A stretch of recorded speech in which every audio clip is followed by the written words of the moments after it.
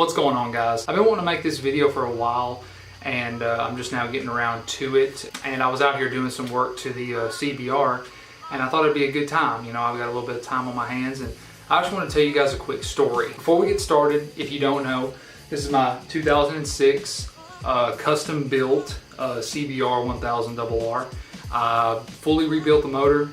Well, I say fully. I didn't do a piston job or anything, and I've had a lot of people ask me about that. I didn't like build it for like boost or anything like that, or nitrous or anything like that. I rebuilt it to like a factory spec, and a lot of it was just like the timing components. I didn't touch like the crankshaft or anything like that.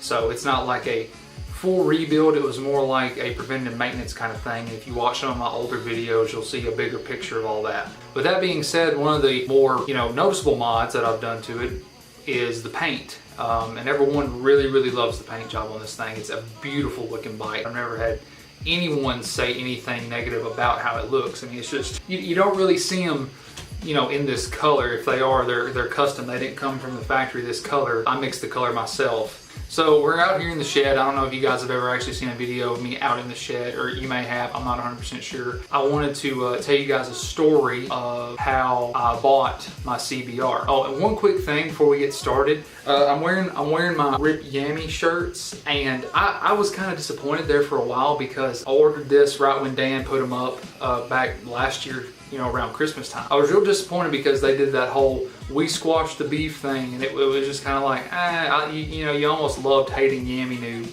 And then all this other bullshit happened, and now it's relevant again. So I'm stoked about it. I can actually like go out in public with it now. So with that being said, let's move on. So I initially found the bike on Craigslist. For the life of me, I can't remember this guy's name. I want to say his name was Austin, but I'm not 100% sure. But regardless, I bought it from this guy in the military. He was based in Fort Campbell, Kentucky, and literally it's like right over the state line of Tennessee. So it was about a 2-hour drive. It wasn't that bad. But I remember finding this bike on Craigslist. Me and Nick were sitting in a McDonald's in Fayetteville or something like that, or an Arby's, I can't remember. But we were sitting there, and we were both kind of looking for bikes because he had just sold his R6 and I had just sold the 900. And so we were looking for bikes, and I was texting a few people here and there, and I had a limited amount of money, and so I was kind of looking at a specific price range. Well, then this bike popped up, and I looked at it and I messaged the guy, and I actually have the original messages from when I started talking to this guy. I was really interested in the bike, but I wasn't 100% sure on the cosmetic damage that it had and things like that. So he ended up sending me a few pictures. And, I was trying to get him to come meet me closer and things like that, because that's just what you do, Nick was going to look at a bike up in Illinois, so, we just said screw it, and I just went all the way up to Kentucky to see the bike since we were going that way anyway. I text this guy back and forth for like days and days and days. It felt like a lot longer than that, but you know how it is when you sell a bike and you're just chomping at the bit to get a new one. I only went a week and 3 days without a motorcycle. I sold my CBR, my 900RR on a Sunday, and not that Wednesday, but the next Wednesday I had this bike. So it was pretty sweet. We text, and he had some issues with the title. Like the title, he had the title sent to a different mailbox to one of his friend's house because he wasn't receiving mail at base camp or whatever. So the title got lost, and it was like, I was just like, man, come on. Like I was so upset because I wasn't gonna buy the bike without the title. And so we talked back and forth a little bit more. He ends up getting the title, that like he goes to the title place and he just buys one, and they print it off and give it to him that day, which is, for me, completely unheard of, because you usually gotta wait, 2 weeks for that sucker to come in the mail. So after that happened, we came to a conclusion on the price, and it was all the money I had. It was all the money I had. I mean, even my wife had to lend me some money at the time.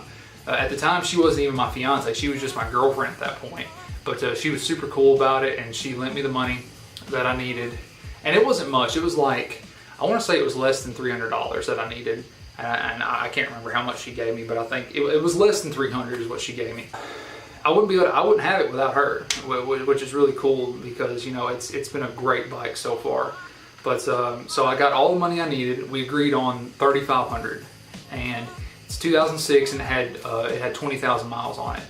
And that was a killer deal in my opinion, and especially if it ran and he was gonna ride it to me. And that's always a pretty good sign, I think, if you're buying a bike off Craigslist and they're willing to ride the bike to you, that at least means that they have confidence in the bike to get it to you without any issues. So, at that point I wasn't too worried about whatever was wrong with it. And there wasn't really anything wrong with it, to the naked eye. I mean, you just, it had some cosmetic damage, but as far as the way it ran, it was phenomenal.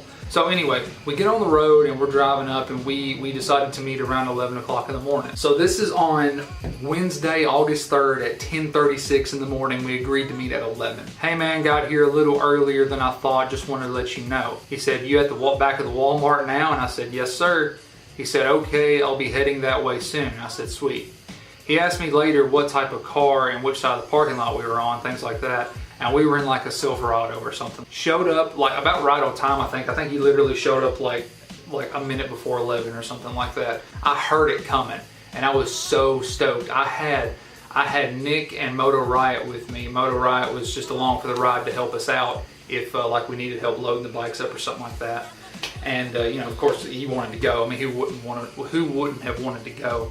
So he gets there, we talk a little bit. He's a cool dude. He's all decked out in his uniform, and we saw a ton of soldiers up there. It was a really cool place to be. We went and ate, and the Arby's or whatever was completely packed with people in uniform. It was really, really cool. We really liked supporting our troops here in Tennessee. It was a really cool experience to talk and mingle with all these people. So it was a good time. So we talk a little bit. He's got the title, I've got the cash, no big deal. I hop on it for the first time, and this is the second time I've ever sat on this kind of bike. I actually sat on one just like this one. It was probably mid 2014 when I sat on one, because I was looking at buying it. But see, here's the kicker. That one that I sat on, I was buying it from a guy that I kind of knew, but he owned a dealership, and it was a very, very small dealership. He was a cool guy. The bike had about, I think it was 16,000 miles on it, and it was a 2006, like literally looked almost identical to this bike. I mean, as far as the bodywork, it's exactly the same, it's just a different paint color.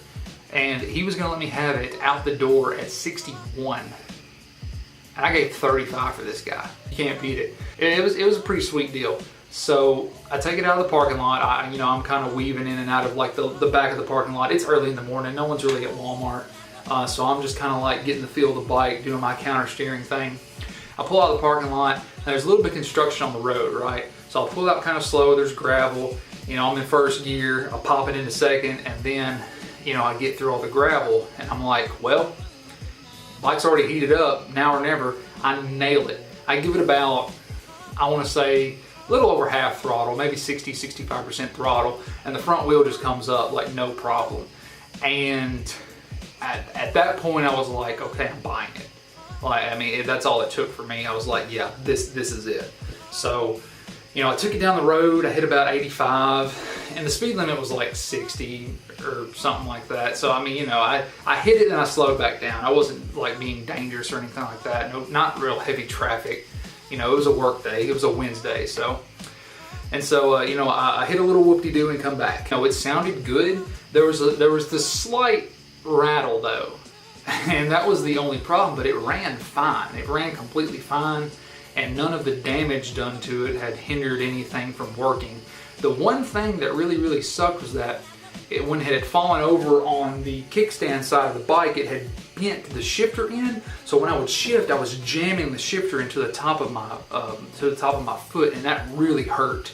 I would kind of like, you can't see, but I would kind of like step my foot out and kick it up like that. And so I avoided the problem. But what I did was I got like one of my big impact sockets, and I shoved it on there, and I used it as leverage, and I bent it forward.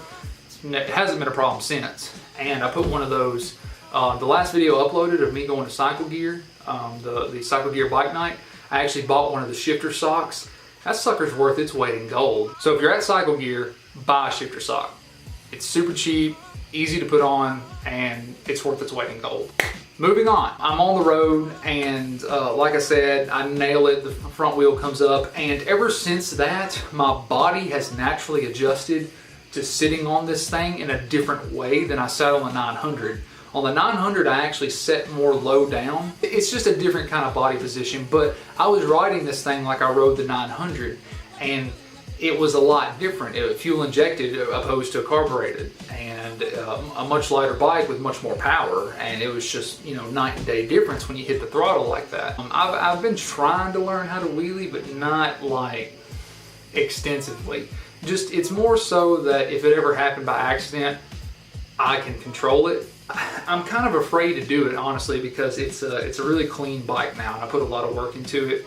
You know, it's just not one of those things that I think I'll ever be really, really good at. So with that being said, I pulled back in the Walmart parking lot. I talked to him a little bit about the issues I found, and that ticking noise, I inevitably came to the conclusion that it was the cam chain tensioner, which it was, but something I've never told you guys, I've told pretty much everyone else, and I'd almost completely forgot about, was that there was a louder ticking noise that was overshadowing the cam chain tensioner slap problem that most bikes of this vintage have. And it was that it actually had an exhaust leak at the header. So I had to completely disassemble the exhaust, and what I ended up doing was I ended up getting new springs, and it was on cylinder number 3. And for some reason that header, it's a Acropovic exhaust, and this is not anything against Acropovic. I love Acropovic, and it's a great sounding exhaust. It's a good system. I really, really like it. But for some reason the header, whoever put it on, and I'm completely faulting whoever put this together. I don't know if it was a dealership or if it was just some schmuck like me just throwing it together in their garage, whatever. But they did not fully seat cylinder number 3's exhaust header tube, and because of that it caused a small exhaust leak. What did I do? I took it apart, put new gaskets on it, and I put a little bit of some of that copper seal. This stuff right here. I put some of that around the outside of it, and I seated it in there, and I put 2 springs on it. I don't know if that's okay, but I did it, and it hasn't had that problem since. But I didn't figure that out until months after I owned the bike, and I rode the bike like that forever. But after I got up to like over 1500 RPMs, which is 90% of the time on these things when you're driving, you never heard it because it would, you know, there'd be enough flow to where it wouldn't be puffing out that small tapping exhaust leak. It just sounded like a metal on metal noise, and that's what kind of freaked me out to begin with. But after you got it to a certain RPM, it disappeared, no problem. That's pretty much it. I mean, you know, I've been talking for a long time, I feel like, and I just kind of wanted to tell you guys that story. I would like to tell you guys the entire story, but I feel like that's something that me and Nick should both tell you. So that's just the long and short of how I acquired my bike. And you know, it's not the most exciting story ever, you know, but there's always going to be rough Craigslist deals. Like I've had rough Craigslist deals where people are just crazy. But you get a really nice bang up dude like the guy I bought my bike from, and I really wish I could remember his name, but I just, you know, I don't have it in the messages. I went through them all, and we never exchanged names except the day of the deal. But he was in the military, and, you know, it was no doubt. He was all decked out in his uniform, and he was a real stand-up guy, and that's how easy something can be when the two people doing the deal are just civilized human beings. So, you know, the long and the short of it is that, you know, you get a few things extra when you go to a dealership and buy a bike. You know, maybe a warranty, maybe some kind of free service, you know, but you're going to be paying a premium, period. I've only known of a couple occasions where a friend of mine has bought something from a dealership and got a better deal than what you could find on Craigslist. That is extremely rare. I just really want to tell you guys this story, and I've been wanting to make this video for such a long time. But other things seem to be coming up all the time. You know, I've got events that I'm going to here soon, so it's just one of those things where I actually had a free minute and I wanted to tell you guys the story. It was a really great experience, and I got a really great bike for not a whole bunch of money. And you can too. If you take anything out of the video, take that. You know, shop around, you can find something that you like, and this is exactly what I wanted. And arguably, it's one of the best looking fire blades that they ever made. I can attest to it. It's a sexy bike. So if you made it this far, I really appreciate it. If you enjoy the content, please subscribe to the channel. I'm trying to hit 100 before the end of July. So if you could help me with that, I'd really appreciate it. Thanks for watching, and I'll see you guys in the next one. I wanna be a good man. see.